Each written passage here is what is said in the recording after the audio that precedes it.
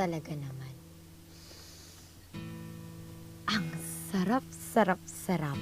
Ito na yata yung pinakamasarap na adobong kangkong. Siyempre, sino ba nagluto niyan?